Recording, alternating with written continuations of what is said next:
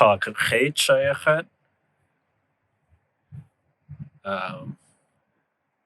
إقهاقا تسوخسي أخلي دوتلا تشوشا يدوساغون تسكوهتاخ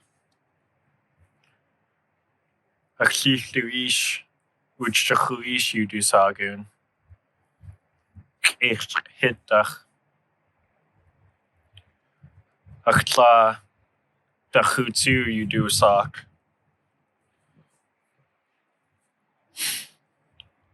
My name is Kakh. I was also given the name Ikahaka. My grandmother's name was Chusha from the Owl House. My grandfather was Wuchtakhuish from the Suknachedi Chitchit, the Frog House. And my mother is Dakhutsu of the Owl House. Our family comes from Yakutat.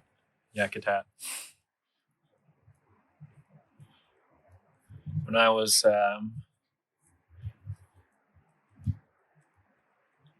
about 9 or 10 years old, my grandparents really started raising me in the Tlingit way. Hakusti, our culture and way of life. And the very first thing my grandma taught me was how everything has a spirit and a name. The Tetukwani, the spirit people within the rocks, and the Age-Tukwani, the spirits in the ocean, and the Os-Tukwani, the spirits in the trees. She taught me that they were all living conscious things, just like a human being was, and that our people had a relationship with these spirits, a relationship of balance and respect. I remember her telling me that our clan, Kineh Kwan, we almost went to war with the trees in Yakutat because a tree had fallen down and killed a person. So in the Tlingit way, we balance a life for a life. So our clan was going to go cut down a tree. But when all the warriors went towards the forest, the trees started moving. They started slamming and hitting the ground in front of them to show that the trees would not go without a battle. So in order to prevent loss of life, the Icht, the medicine people, negotiated with the spirits of the trees for payment for that life that was taken.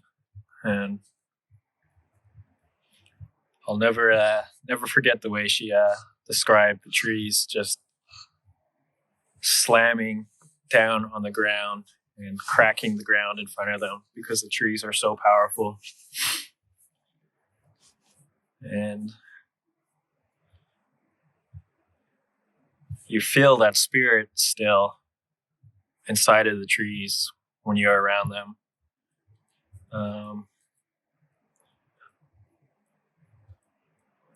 No matter how old I get, I always feel in awe walking through the woods, knowing how old the trees are and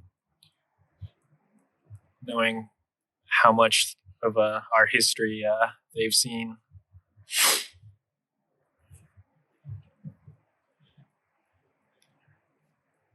That respect we have for the spirits of the land that's one of the most important parts of our culture that defines who we are as a Tlingit people, I think, to have that relationship with these other beings.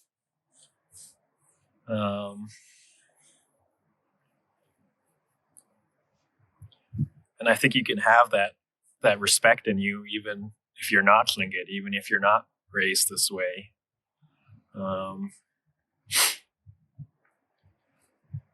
It just comes down to that basic principle of life and reverence for life existing, and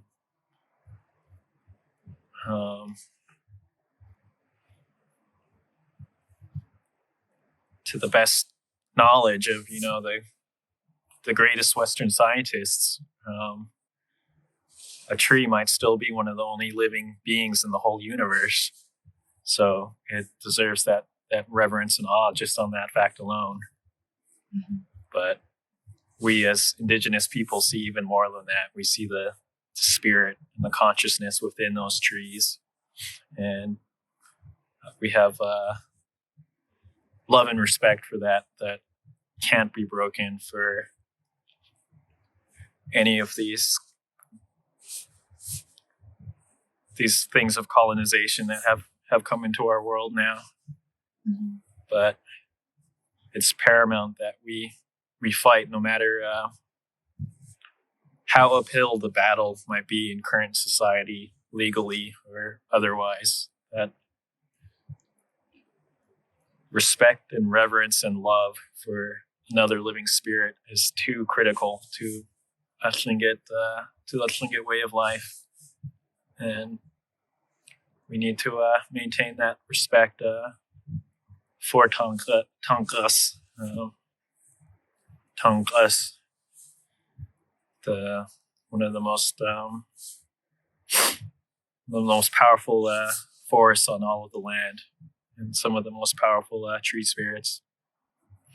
We need to fight to protect them.